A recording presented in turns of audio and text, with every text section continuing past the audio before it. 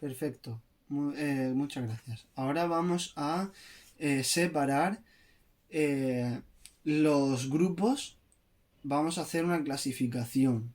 Vamos a ver los tipos de grupos. Hay 5 tipos de grupos. Dentro de cada tipo de grupo habrá un subgrupo o una serie de subgrupos. En algunos habrá 3 y otros habrá más. Vamos a empezar diciendo los grupos que se clasifican según cómo se forman. Tenemos dentro de este tipo de grupos, tenemos tres.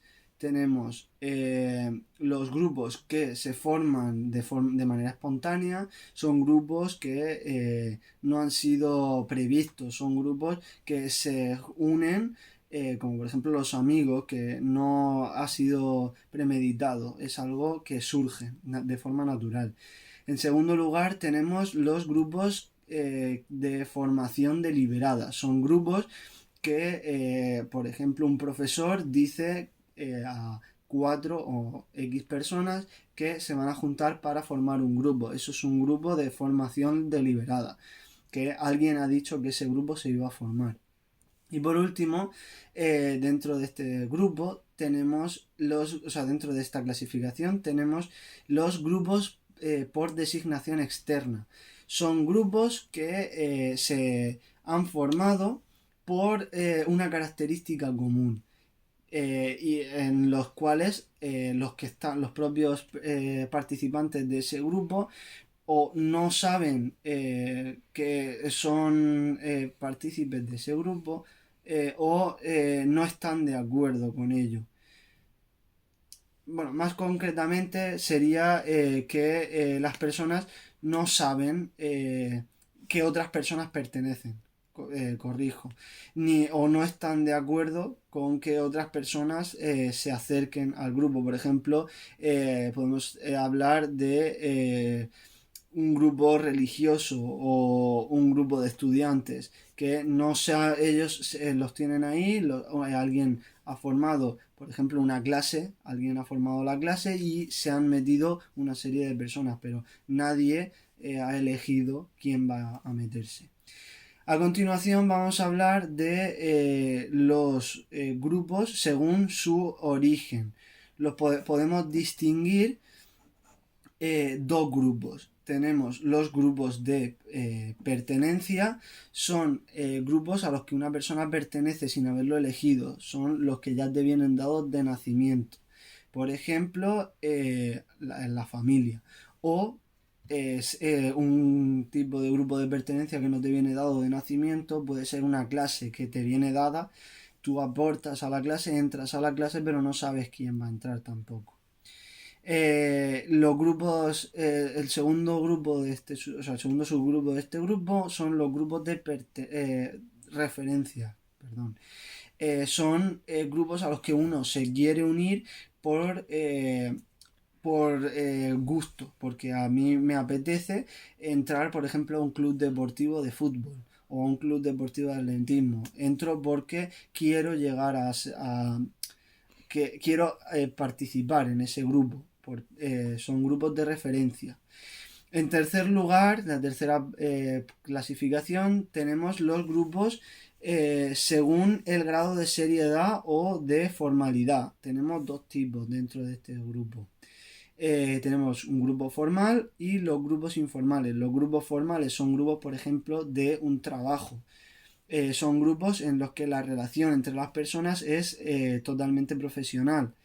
O otros grupos formales son los grupos eh, de, por ejemplo, un Erasmus o un grupo de oficinas que se unen,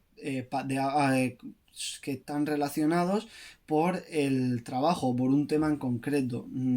Es un grupo formal. Sin embargo, el grupo informal es aquel grupo que está formado por amigos o por personas que se conocen y se hablan entre ellos de forma con más informalidad, tienen más cercanía unos a otros y esto por ejemplo es un grupo de amigos que se va a un parque a montar en patinete o esas cosas.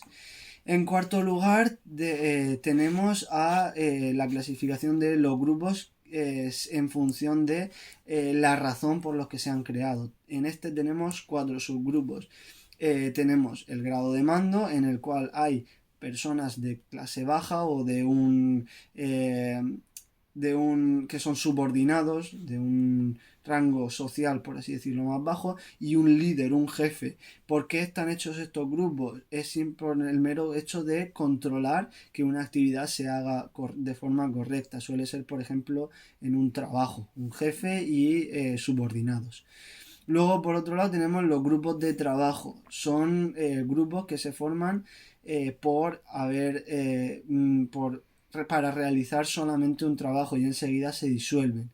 Eh, no están restringidos a un superior jerárquico, a un jefe o a un líder. Simplemente son personas que están juntas por X motivo, o por un trabajo que van a hacer, o por un trabajo que van a desempeñar, y que no hay nadie que mande por encima de nadie, todos están en un igual.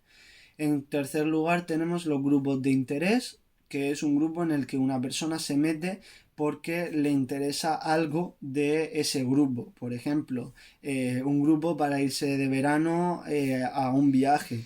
Eh, yo con el grupo me llevo bien, me interesa ir con ellos porque son un grupo divertido y me lo paso bien y son graciosos, o por cualquier tema tengo interés de entrar en él. Y finalmente tenemos el grupo de amistad. Es un grupo de personas que se unen porque comparten una o muchas características comunes.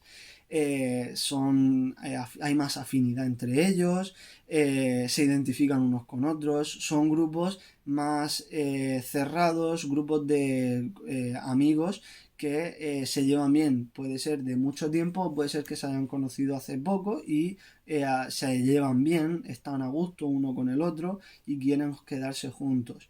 Y por último, en esta clasificación tenemos los grupos que se forman en función de la duración o el tiempo, la permanencia que tiene ese grupo. Tenemos grupos permanentes y grupos temporales. Los grupos permanentes son grupos de larga duración, un grupo de amigos o un club de fútbol. Es un grupo que va a durar más de un año o varios años. Sin embargo, los grupos temporales son grupos más pequeños, de más pequeño tamaño, de más pequeño periodo de tiempo, que pueden durar hasta 1 o 2 meses y enseguida se va a disolver. Por ejemplo, un grupo que se ha hecho en clase del instituto para realizar un trabajo. En cuanto se termine ese trabajo, el grupo se disuelve.